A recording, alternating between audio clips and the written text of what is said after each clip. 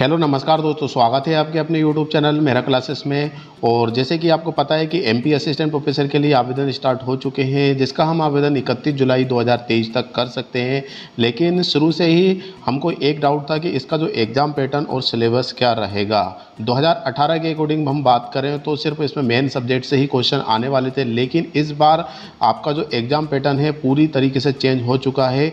और अब आपका टोटल क्वेश्चन पेपर होगा 900 मार्क्स, मतलब 900 नंबर का आपका क्वेश्चन पेपर रहेगा। तो इसके रिगार्डिंग आज की वीडियो में हम संपूर्ण जानकारी आपको देने वाले हैं। और आगे बढ़ने से पहले आपसे रिक्वेस्ट जरूर करना चाहेंगे, यदि आप हमारे चैनल पर नए हो तो चैनल को सब्सक्राइब करना, वीडियो को पूरा देखना ताकि वीडियो अच्छी तरीके से समझ में आ जाए। तो दोस्तों हम चलते हैं आगे की ओर।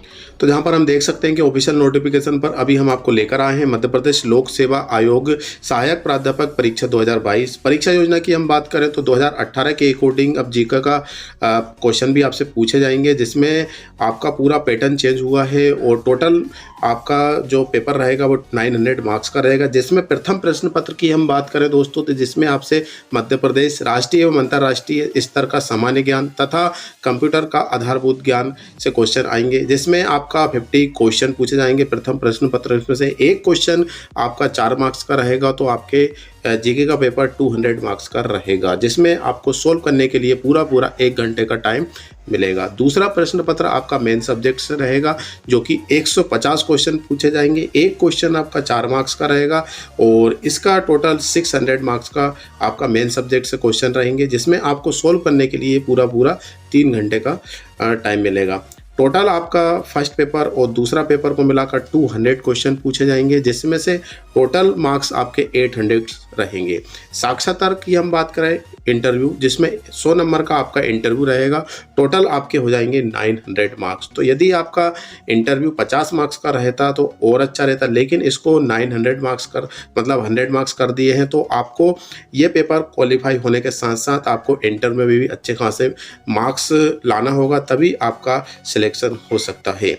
इसके बाद प्रश्न पत्र पहले की जहाँ पे दिया गया है प्रश्न पत्र योजना, तो पहले नंबर पर आप देख सकते हैं कि परीक्षा का आयोजन 2 सत्रों में होगा, जिसमें दूसरा में देख सकते हैं प्रथम प्रश्न पत्र की विषय वस्तु मध्य प्रदेश राष्ट्रीय एवं अंतर्राष्ट्रीय स्तर का सामान्य ज्ञान तथा कंप्यूटर का आधारभूत ज्ञान से संबंधित 50 प्रश्न होंगे। द्वितीय प्रश्न पत्र में विषय से संबंधित प्रश्न पत्र में 150 प्रश्न होंगे। इस प्रकार दोनों प्रश्न पत्र में कुल 200 प्रश्न होंगे। प्रत्येक प्रश्न 4 अंक का होगा। इस प्रकार दोनों प्रश्न पत्रों का पूर्णांक 800 अंकों का होगा।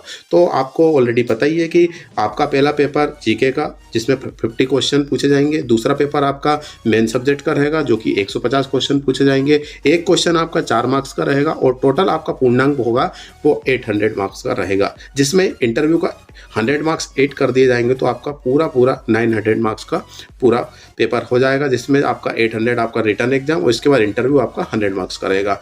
तीसरे नंबर पर हम देख सकते हैं दोस्तों कि दोनों प्रश्न पत्र में वस्तुनिष्ठ बहुविकल्प मतलब एमसीक्यू टाइप के क्वेश्चन पूछे जाएंगे और प्रत्येक प्रश्न के उत्तर हेतु 4 विकल्प ABCD होंगे। अभ्यर्थी को उक्त विकल्पों में से केवल एक ही सही विकल्प का ही चयन करना होगा। अभ्यर्थी द्वारा एक से अधिक विकल्पों का चयन करने पर उत्तर निरस्त कर दिया जाएगा। तो हमको ABCD में से जो आपको ऑप्शन लग रहा है उसको हम चूज करेंगे, वो भी एक। क्या होता है कि कभी कभी हम पहले ए को सिलेक्ट कर लेते हैं और बाद में हमको पता चलता है कि इसका ऑप्शन तो सी सही था, तो हम ए को डिलीट कर देते हैं और सी को हम राइट कर देते हैं। तो दोनों में क्या हो जाती है कि ओवर राइटिंग हो जाती है और जिससे हमको मार्क्स नहीं मिलते हैं। तो बिल्कुल आप ऐसा नहीं करना, क्योंकि ऐसा करने पर आपका जो उत्तर है निरस्त कर दिया जाएगा। इसके बाद 4th नंबर पर आप देख सकते हैं कि प्रश्न पत्र की अवधि 1 घंटे की होगी। इस पहले प्रश्न पत्र की हम बात कर रहे हैं। प्रथम प्रश्न पत्र की अवधि 1 घंटे की होगी। इस प्रश्न पत्र में 50 प्रश्न वस्तुनिष्ठ प्रकार के होंगे। प्रत्येक प्रश्न 4 अंकों का होगा। द्वितीय प्रश्न पत्र की अवधि 3 घंटे की होगी। द्वितीय प्रश्न पत्र में संबंधित विषय के 150 प्रश्न वस्तुनिष्ठ प्रकार के होंगे तथा प्रत्येक प्रश्न 4 अंकों का होगा। इस प्रकार लिखित परीक्षा का मेरिट दोनों प्रश्न पत्रों को प्राप्त अंकों का जोड़कर बनेगी। तो दोस्तों ऐसा नहीं है कि हमारा पहली पेपर क्वालिफाई माना से रहेगा, ऐसा नहीं है। आपको दोनों पेपर से ही आपको मेरिट लिस्ट बनेगी। दोनों पेपर के मार्क्स जुड़ेंगे और दोनों पेपर को मिलाकर ही कितने मार्क्स आ रहे हैं उसके अनुसार ही मेरिट लिस्ट बनेगी। यहाँ पे साफ साफ लिखा हुआ है परीक्षा की मेरिट दोनों प्रश्न पत्रों के प्राप्तांकों को जोड़कर बनेगी। मतलब आपका पहले प्रश्न में से कितने नंबर आ रहे हैं, दूसरे प्रश्न पत्र में से कितने नंबर आ रहे हैं, दोनों को ऐड किया जाएंगे और आपकी मेरिट बनेगी। मेरिट के अनुसार फिर आपका इंटरव्यू होगा। इसके बाद यहाँ पर हम देख सकते हैं 5वें नंबर पर कि दोनों ही प्रश्न पत्रों में पृथक पृथक 40% अंक प्राप्त करना अनिवार्य होगा। अब यहाँ पे साफ साफ लिखा है कि दोनों ही प्रश्न पत्र में 40% अंक हमको लाना अनिवार्य है। यदि हम पास होना चाहते हैं तो हमको हर एक प्रश्न पत्र में 40% अंक प्राप्त करना अनिवार्य है। यदि आप 40% से कम लाते हैं तो आप क्वालिफाई नहीं होंगे। मेरिट लिस्ट की तो बात ही अलग है, क्योंकि मेरिट लिस्ट जितना आप नंबर लाओगे उसके अनुसार मेरिट लिस्ट बनेगी, लेकिन हमें पास होने के लिए सिर्फ 40% अंक प्राप्त करना होगा, जो कि आपका हर एक पेपर के लिए है। पृथक पृथक 40% बताया गया है। इसके बाद मध्य प्रदेश के अधिसूचित अनुसूचित मतलब अधिसूचित अनुसूचित जाति SC, अनुसूचित जनजाति ST तथा अन्य पिछड़ा वर्ग OBC, आर्थिक रूप से कमजोर वर्ग EWS एवं दिव्यांगजन PH श्रेणी के आवेदकों को परीक्षा में उत्तीर्ण होने हेतु 10% अंकों की छूट दी जाएगी।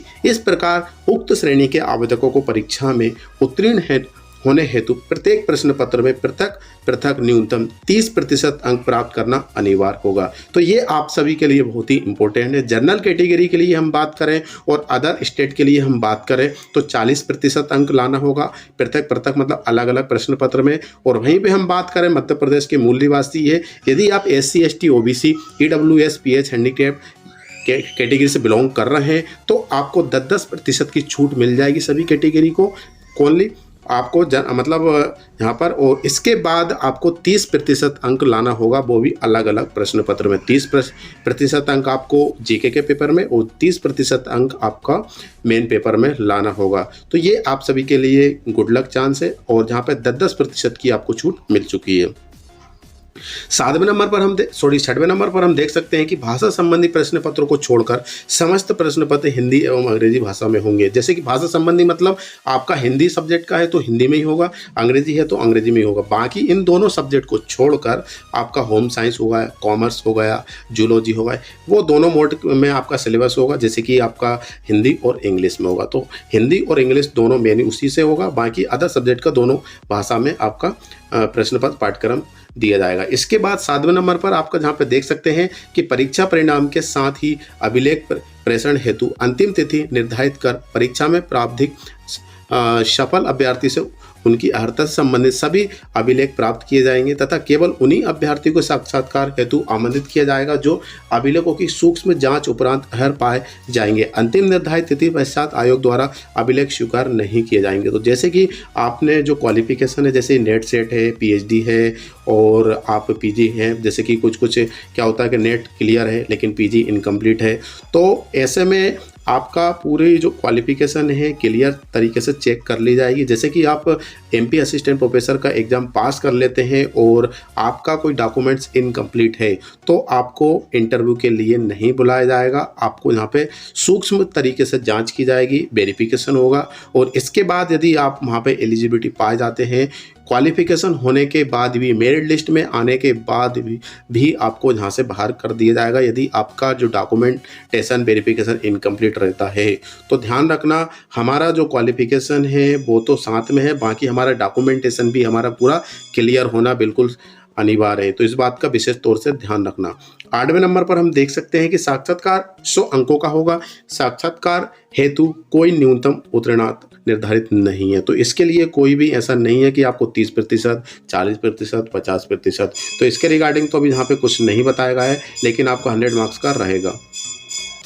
अब यहाँ पे हम बात करें चयन प्रक्रिया। चयन प्रक्रिया में हम फर्स्ट नंबर पर हम देख सकते हैं कि चयन प्रक्रिया के प्रथम चरण में संबंधित प्रश्न पत्र की ऑफलाइन पद्धति OMR सीट आधारित परीक्षा, ऑफलाइन परीक्षा का आयोजन किया जाएगा। तो आपका जो पेपर है दोस्तों वो ऑफलाइन मोड से होगा, OMR सीट पर लिया जाएगा।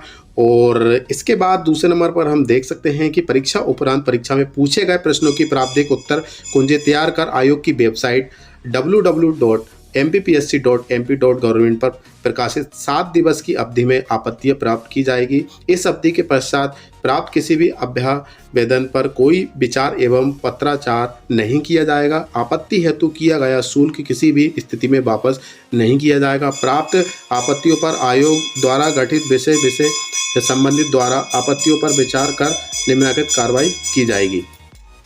तो जैसे कि हमारा पेपर हो जाता है और हमको कुछ लगता है कि इसमें कुछ क्वेश्चन गलत आए हैं तो उसका हम ऑब्जेक्शन उठा सकते हैं, और ये सिर्फ 7 दिवस के मतलब आपका रिजल्ट आने के बाद 7 दिन का आपके पास टाइमिंग रहेगा।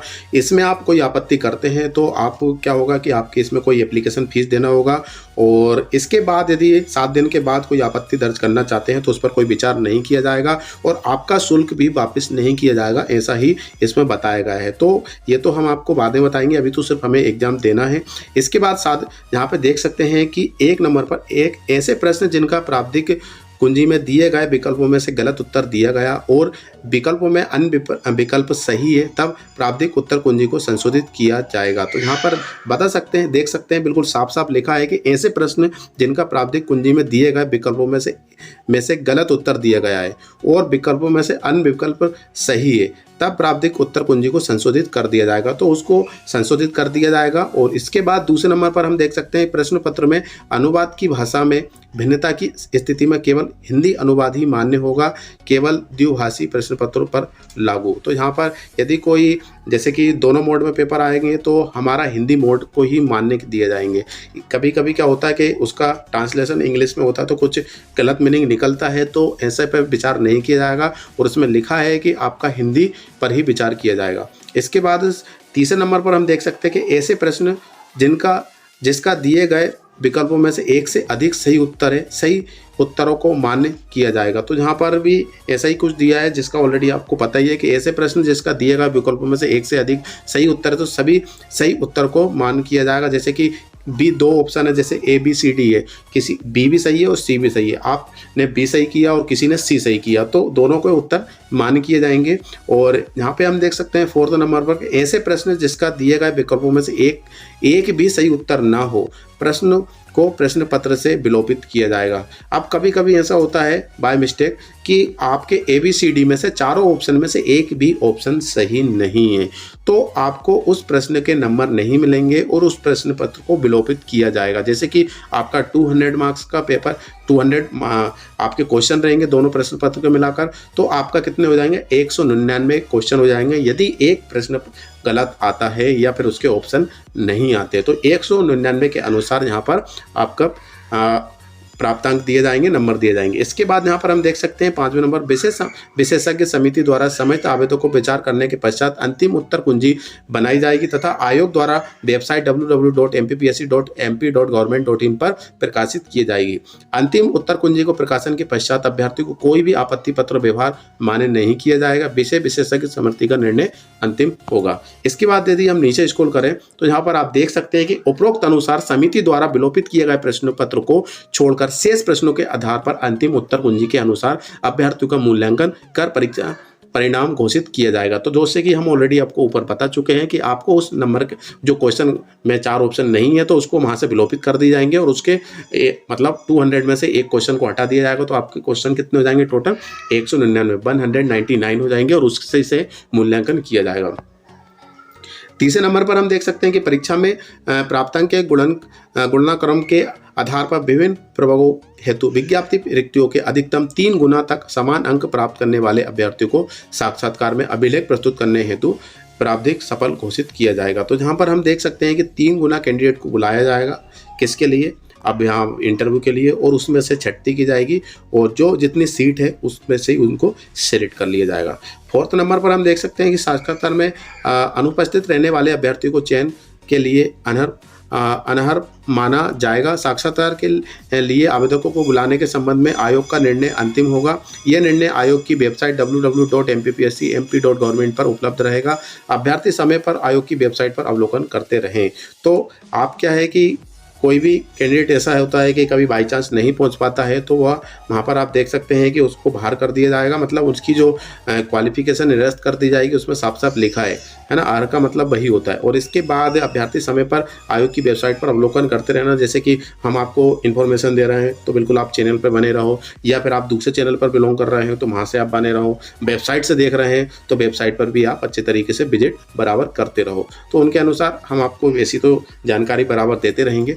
और 5वें नंबर पर हम देख सकते हैं कि विज्ञापन की कंडिका 7 चयन प्रक्रिया के अनुसार यदि अभ्यर्थी मध्य प्रदेश के शासकीय महाविद्यालय में सहायक प्राध्यापक का कार्य अतिथि विद्वान के रूप में किया है तो उनके द्वारा अतिथि विद्वान के रूप में किए गए कार्य के आधार पर विभाग द्वारा निर्धारित मापदंड अनुसार प्राप्त अंकों का गुणानुक्रम के आधार पर होगा। तो जहाँ पर आपको देख सकते हैं कि इनको यहाँ पे नंबर भी मिलेंगे कुछ, और ऐसा अतिथि विद्वान के रूप में किए गए कार्य को आधार पर विभाग द्वारा निर्धारित मापदंड अनुसार प्राप्त वरीयता के अंक के योग के गुणानुक्रम के आधार पर होगा। इसके बाद 6वें नंबर पर हम देख सकते हैं आयोग की परीक्षा प्रणाली में पुनर्मूल्यांकन पुनर्गणना का कोई प्रावधान नहीं है। इस विषय में प्राप्त अभ्यास पर कोई कार्रवाई नहीं की जाएगी। जैसे कि आपको लगता है कि हमारी मतलब हमारी जो OMR सीट है वो सही तरीके से चेक नहीं हुई है और आप चाहो कि इसका पुनर्मूल्यांकन हो या फिर पुनर्गणना हो, तो ऐसा कोई प्रावधान नहीं है। और एक ही बार कॉपी चेक होगी, क्वेश्चन गलत आता है उसकी बात एक अलग है, लेकिन दोबारा ऐसा नहीं होगा। ना ही आपका पुनर्मूल्यांकन होगा, ना ही पुनर्गणना की जाएगी।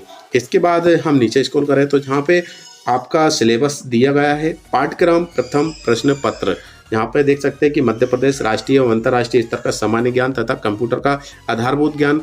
और इसमें प्रथम नंबर पर आप देख सकते हैं कि मध्य प्रदेश का इतिहास, संस्कृति एवं साहित्य से कौन कौन से टॉपिक है। तो जहाँ पे मध्य प्रदेश के इतिहास की महत्वपूर्ण घटनाएं और प्रमुख राजवंश। इसके बाद स्वतंत्रता आंदोलन में मध्य प्रदेश का योगदान, मध्य प्रदेश की कला एवं संस्कृति, मध्य प्रदेश की प्रमुख जनजातियाँ एवं बोलियाँ, प्रदेश के प्रमुख त्योहार, लोक संगीत एवं लोक कलाएँ।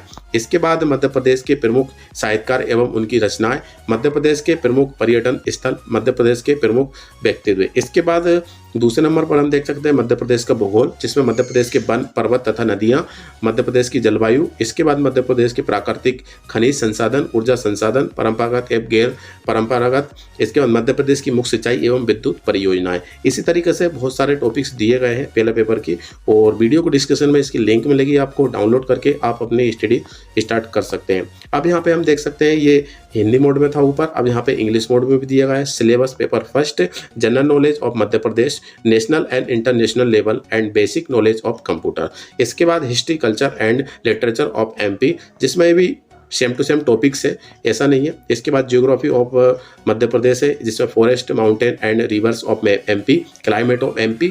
इसी तरीके से टॉपिक्स और भी दिए गए हैं, जिस तरीके से हिंदी में सेम टू सेम इंग्लिश में है। इस तरीके से यहाँ पर आपका मेन सब्जेक्ट है जो है जियोग्राफी।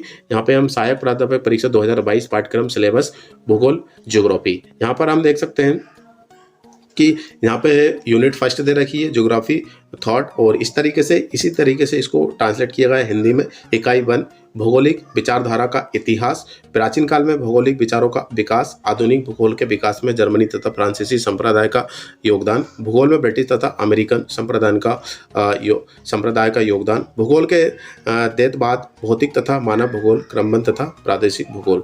इसी तरीके से यूनिट 1 है, इसी तरीके से यूनिट 2 है, यूनिट 3 है, और यूनिट 4 है, यूनिट 5 है, और यूनिट 6 है यहाँ पर, और इस तरीके से यूनिट 7 है, यूनिट 8 है, और नीचे स्क्रॉल करेंगे तो 9 भी है, 10 है, और यहाँ पर देख सकते हैं कि 10 यूनिट है और सिलेबस काफ़ी लेंदी है। तो तैयारी हमको ज़ोरों तोरों से करना होगा। 31 जुलाई 2023 इसकी लास्ट डेट है। आपका जो एग्ज़ाम है वो आपका सितंबर अक्टूबर के महीने में बताया गया है।